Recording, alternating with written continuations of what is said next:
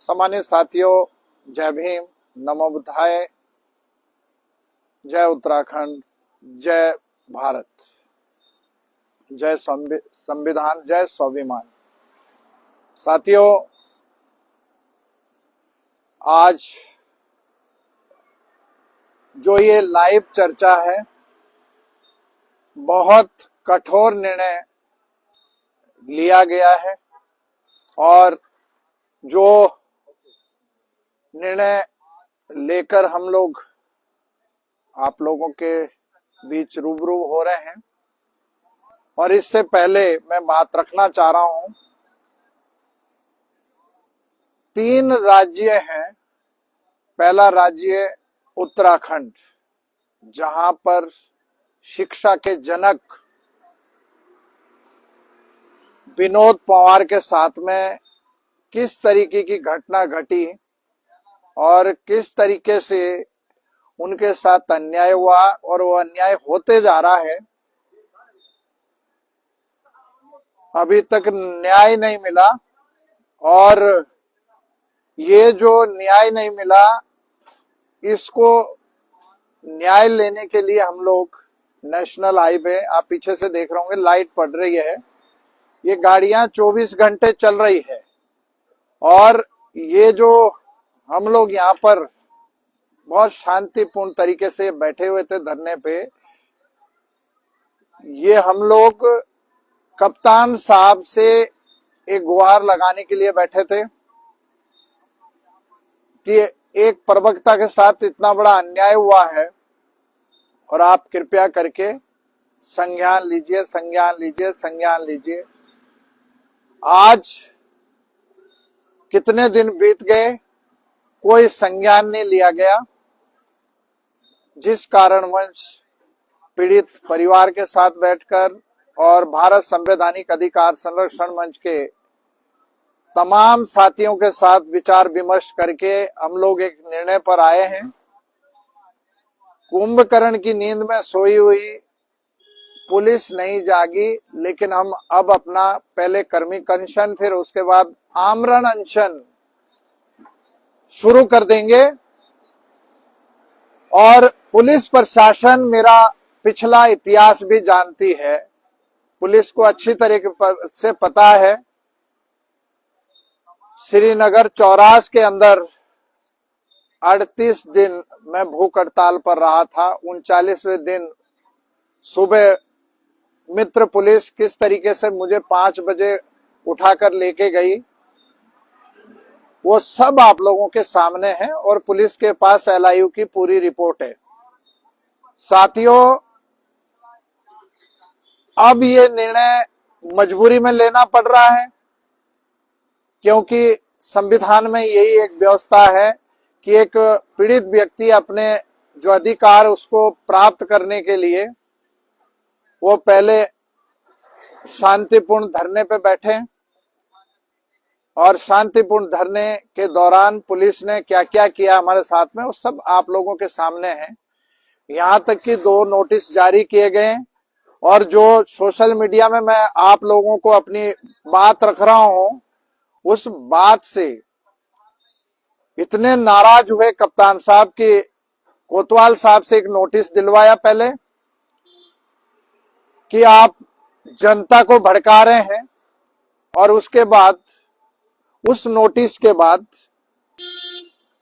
मेरे फेसबुक में जो शुरुआती, जब ये विनोद पंवार की तरफ से मुकदमा दर्ज नहीं हो रहा था, तो पहली जो लाइव चर्चा है मेरी, लगभग 60,000 लोगों ने देखी थी। और अगस्त मुनि थाने के अंदर जो धरने पे हम लोग बैठे थे, उस दौरान 3 वीडियो इसमें थी जो सारी 25-25 हजार से ऊपर क्रॉस हो चुकी थी। बहुत सारे कमेंट्स थे आप लोगों के, उसको मैंने आज चेक किया सुबह, वो सारी डिलीट मार दी गई है, क्योंकि मुझे भी इतनी जानकारी नहीं थी। आज 2 दिन से मेरी फेसबुक बैक मार रही थी, वो खुली नहीं रही थी। फिर मेरा जो टेक्निकल स्टाफ है उन्होंने उसको देखा, तो उन्होंने कहा कि बच तो गई आपकी फेसबुक, लेकिन ये जो पोस्टें हैं इसमें 100 लोग, कम से कम एक पोस्ट के विरोध में 100 लोग कमेंट देते हैं कि इससे जो है बहुत बड़ा विवाद पैदा हो सकता है, इसलिए फेसबुक के द्वारा ही उसको हटा दी गई है। तो आप समझ सकते हैं। और वो 100 लोग कौन होंगे? बीजेपी का आईटी सेक्टर इतना मजबूत है कि वो छोटी छोटी बातों से लेकर बड़ी बड़ी बातों को किस तरीके से देख रहे हैं और किस तरीके से उसको ब्लास्ट कर रहे हैं, उसकी ये वानगी है कि उन्होंने उस पोस्ट को किस तरीके से हटाया। वो सब आप लोगों के सामने आप चेक करिएगा। आप लोगों ने, बहुत सारे लोगों ने उसको शेयर भी किया था। वो अब मिलेगी नहीं, वो अब नहीं मिलेगी वो पोस्टें। लेकिन साथियों, आज आपके कमेंट्स चाहिए हमें, क्योंकि आप केवल अब जय भीम से काम नहीं चलेगा, केवल आप जय भीम लिखेंगे तो उससे काम नहीं चलेगा।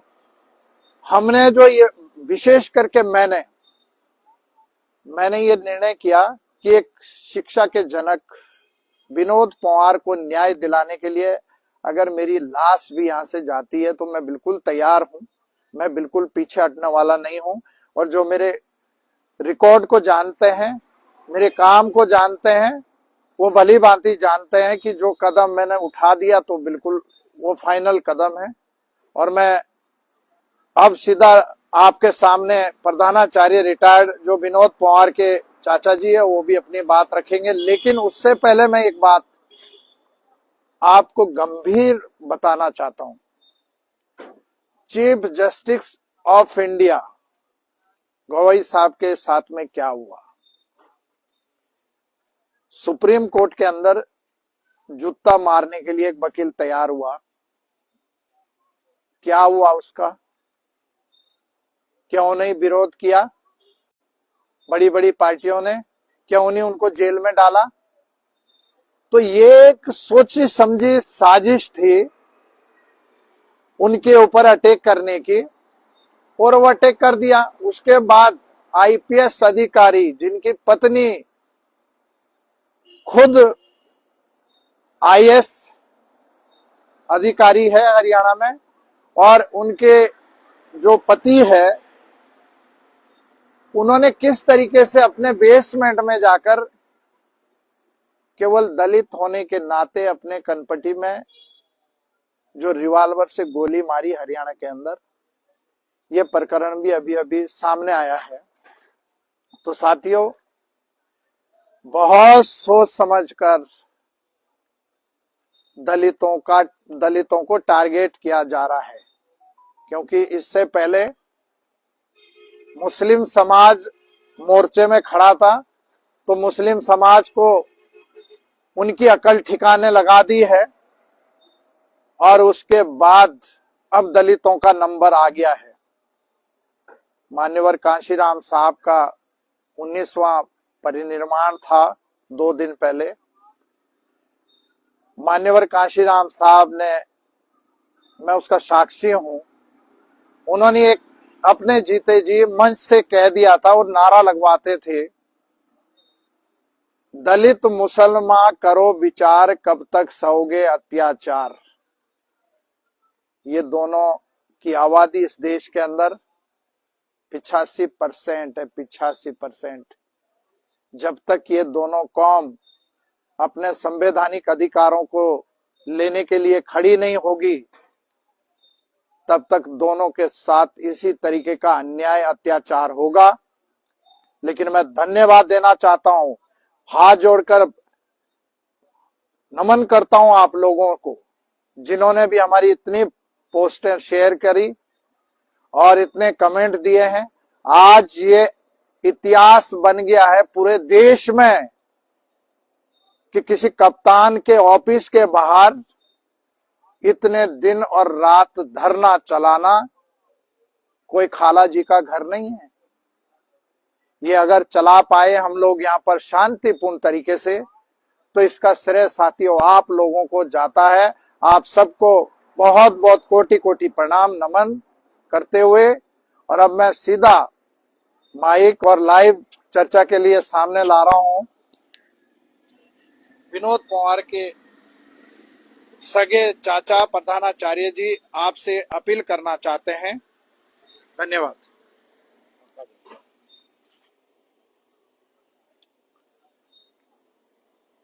सम्मानित साथियों, आप सभी लोगों को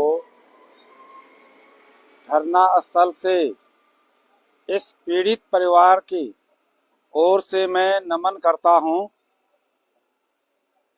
साथियों, आज धरना स्थल पर हमें लगभग 1 महीने से अधिक समय व्यतीत हो चुका है, किंतु 1 महीना व्यतीत होने के बावजूद भी माननीय कप्तान साहब इस पीड़ित परिवार की सुध लेने के लिए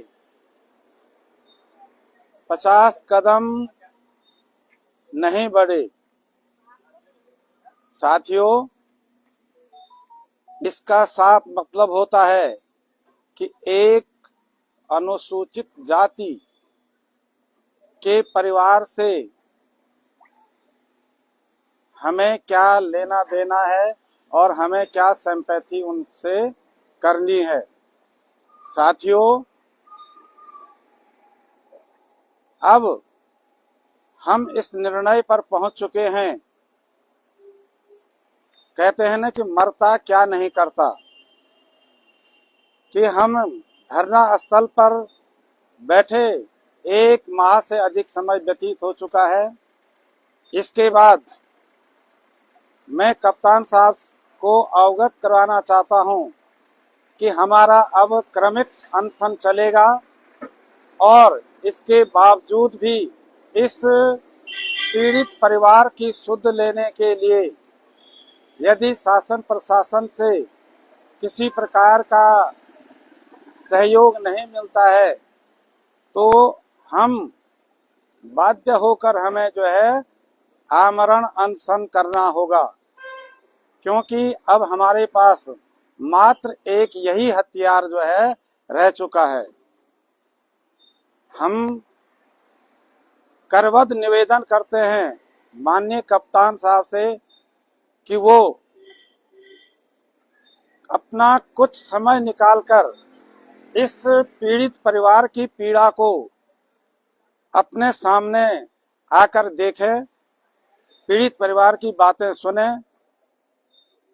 वास्तव में दुख क्या होता है ये दुखारी ही जानता है। साथियों, अब मेरा आप लोगों से करबद्ध निवेदन है कि आप अधिक से अधिक संख्या में आकर के इस पीड़ित परिवार का जो है मनोबल बढ़ाने के लिए अपना अमूल्य समय देंगे और जितना भी समय आप हमको देंगे, जितना सहयोग देंगे, उतना हमें बल मिलेगा और हम इस लड़ाई में जो है आगे पहुंचेंगे। साथियों, कहने के लिए बार बार वही शब्द रिपीट करने पड़ रहे हैं, क्योंकि हमारी सुध लेने के लिए शासन प्रशासन से जो है किसी भी प्रकार से कोई भी व्यक्ति जो है यहाँ पर नहीं आ रहे हैं। हमें बाध्य होकर के यह निर्णय लेना पड़ा और आप लोगों का सहयोग प्रार्थनीय होगा। इन्हीं शब्दों के साथ में जय भीम, जय उत्तराखंड, नमो बुद्धाय।